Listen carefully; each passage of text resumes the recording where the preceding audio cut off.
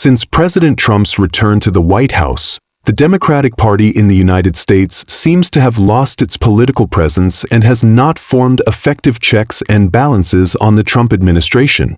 This raises the question, where has the Democratic Party gone? What problems has the Democratic Party encountered? During President Trump's first term, frequent constraints from the Democratic Party and the deep government led to his inability to implement policies, and he was impeached twice.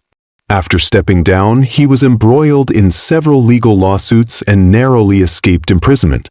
On the first day of President Trump's second term, he signed an executive order abolishing over 80 policies introduced by President Biden, almost overturning all of Biden's political legacy and expressing his attitude towards the Democratic Party.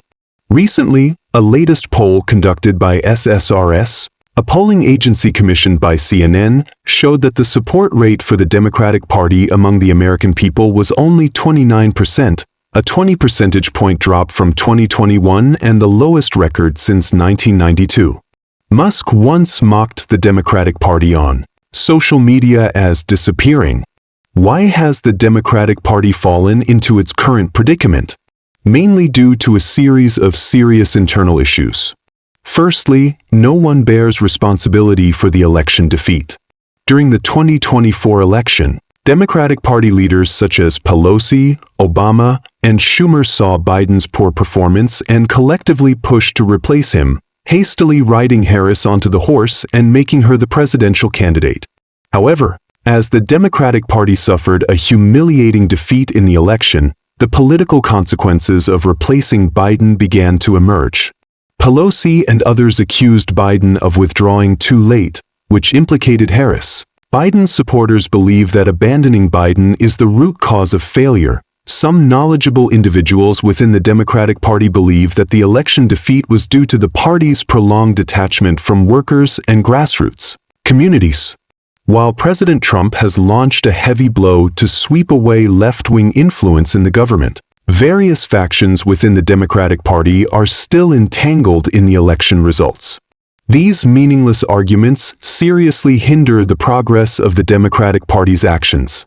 Secondly, there is a shortage of talented individuals within the Democratic Party, with severe elderly politics and a lack of leaders who can win over the masses. At present, there is a serious problem of elderly people in power within the Democratic Party. Leaders such as Pelosi, Obama, and Hillary are still the most influential figures in the party, with significant influence on the House of Representatives, but they clearly represent the previous era and cannot support the future of the Democratic Party. In the mid-career, Harris knew he had no hope of running for president again and planned to switch to competing for the next governor of California. Powerful politicians in various states, such as California Governor Newsom, Michigan Governor Whitmer, and Pennsylvania Governor Shapiro, although they have certain status and influence within the party, there is a competitive relationship between them, and no one can establish a significant advantage within the party. Among the younger generation, many people took advantage of the Democratic Party's diversity, equality, and inclusiveness to obtain seats in Parliament, naturally carrying the label of radical left-wing.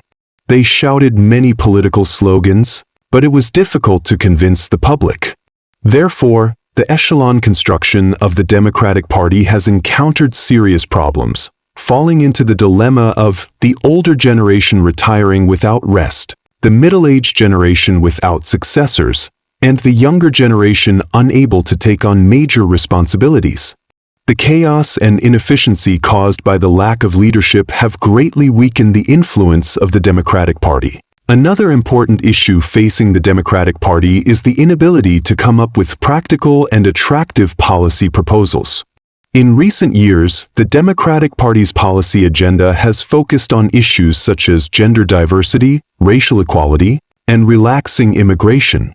However, against the backdrop of weak economic growth and sustained high inflation, middle-class families complain that new energy subsidies have pushed up electricity bills. Small business owners criticize the minimum wage bill for exacerbating labor costs, and the lower class urgently demands stable prices and stable rice bowls.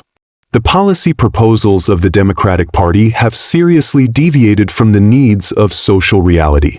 Recently, California Governor Newsom had a conversation with conservative political activist Charlie Kirk, a close ally of President Trump, on his political podcast.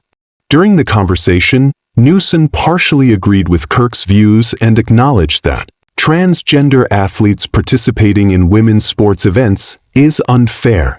Newsom's move is seen as cutting ties with the LGBT movement to win over a wider range of middle-of-the-road voters.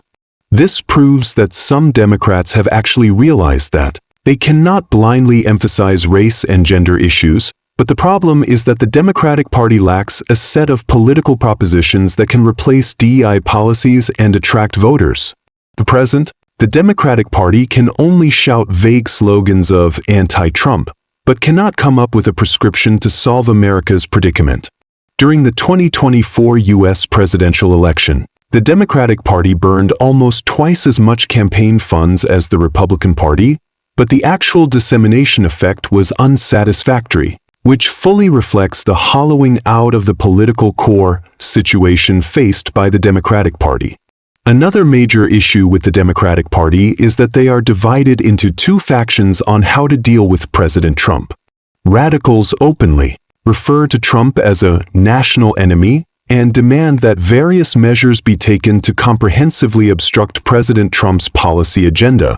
Conservatives hope not to tear themselves apart from the Republican Party, as they want to wait for President Trump to make his own mistakes.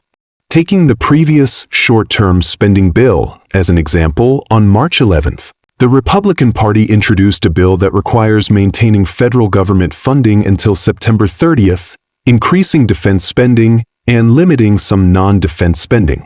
After the bill is passed by the House of Representatives, it needs to receive 60 votes in the Senate, which means at least 7 Democrats must support it to pass. Pelosi and House Minority Leader Hakeem Jeffries are extremely angry about this bill that is mixed with private goods and are calling for it to be aborted at all costs. But Senate Minority Leader Schumer believed that if the bill was vetoed, it could put the political responsibility of shutting down the government on the Democratic Party, and ultimately called on Democratic senators to vote to pass the bill. This move has sparked strong dissatisfaction among hardliners, with Pelosi accusing Schumer of compromising with President Trump as unacceptable, and lawmakers calling for Schumer to resign from his leadership position within the party. It can be seen that there is no unified opinion within the Democratic Party on how to deal with the Trump administration, resulting in Democrats' counterattacks often being lone wolf actions, without command and coordination, disorganized and ineffective. If the Democratic Party cannot reach a consensus and determine a solution to Trump's policies, but instead works independently, it may be difficult to achieve good results. At present, the most critical task for the Democratic Party is to gain an advantage in the 2026 midterm elections, at least to change the unfavorable situation of the Republican Party controlling both houses of Congress. Although the Democratic Party is currently facing many problems, there are still opportunities to turn the tide. If the Trump administration makes big enough mistakes, the Democratic Party has a chance to take advantage of the situation. A poll conducted by The Economist from April 5th to 8th showed that President Trump's average approval rating was 43%, a decrease of 5 percentage points from before he introduced the tariff policy. The Democratic Party quickly seized this opportunity and launched a fierce counterattack against President Trump. On April 15th, former President Biden broke more than 80 days of silence and delivered his first public speech since leaving office, angrily criticizing the new administration's layoffs and Social Security policies for causing serious damage to the United States. At almost the same time, California Governor Newsom angrily criticized President Trump's tariff policy for causing direct and irreparable damage, and announced that the state would sue the Trump administration for the tariff policy. Focusing on the next U.S. presidential election, California Governor Newsom is currently the most competitive candidate within the Democratic Party. In 2026, Newsom will step down as governor and is likely to be involved in the candidate work. But currently, He needs to accumulate more political capital, create more achievements, and establish party credibility within a limited time. But for the Democratic Party, which is deeply mired in systemic difficulties, these actions are just small tricks and cannot fundamentally solve the problem. The Democratic Party urgently needs to rebuild a set of political propositions that meet the expectations of American voters and establish a value system that meets the real needs of the American people. Otherwise, the current unfavorable situation of the Democratic Party will be difficult to change.